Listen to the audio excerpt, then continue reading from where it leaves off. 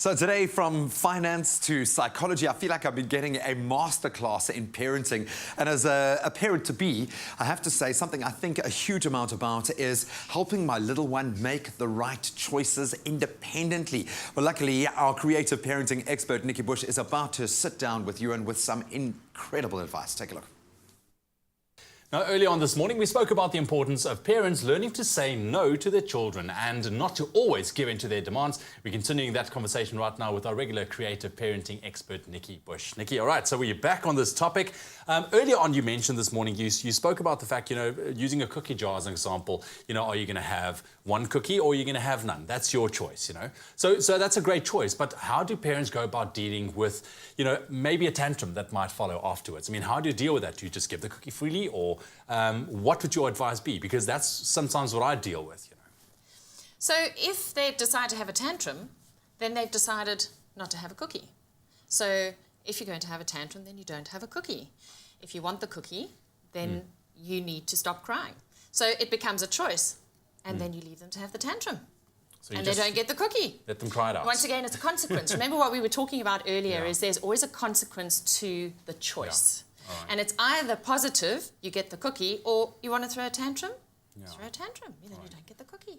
But you as a parent should be strong enough to kind of let them... We have to be calm. Yeah. We have to be calm, because the minute we get worked up like our children, we're actually out of control. And once again, then they're in charge, because they're getting a reaction out of us. And that little master manipulator comes out. Exactly. So being calm, being in control, keeping your voice low, it's matter of fact. You're not getting uptight. Do you want this or do you want this? If this, then that. Yeah. So what do you choose? Which means that we're actually moving away from discipline, okay, because it's very easy to get into this cycle of disciplining children. We tell them what to do, then they don't do it, so we discipline them. Or we tell them what to do, and then we nag, and we nag, and we remind, and we remind, and then they just actually manipulate us because they don't think we're serious about what we're saying. And when we nag, we're not empowering them. So why is then, so I understand then, obviously very important for parents to really follow through on this process and not give in. To hold the line, to follow through. Because if you don't follow through, then what you said was meaningless.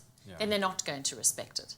So very important that if you say, you can't have 10 cookies, you're going to have one cookie or no cookies. You have to follow through. Otherwise, they don't get the message. Absolutely. It's a tough one for parents, though, because, I mean, you take a look at your child and, you want to give him, everything that they're asking for, but it kind of sometimes it feels very difficult as a parent to say no, this and kind of thing. But this is really where we need to stand firm. Absolutely. You see, what's happening today is because we're very busy and because we're very tired, because we're all working, we do give in. But actually, there's such a need for boundaries to teach children what's okay, what's not okay, how much is enough, how much is too much. And unless we give them feedback and input, they will never, ever learn that. So it may sound like you're being strict, but actually you're teaching them how to make little choices now so that they can make the big choices later on with confidence. And they'll appreciate what you've done for them. And so will you. And so will you. Last words of advice for our parents out there. Number one, don't give too many choices. So really, where you're trying to create habits, new habits, that's a great place to start with choices.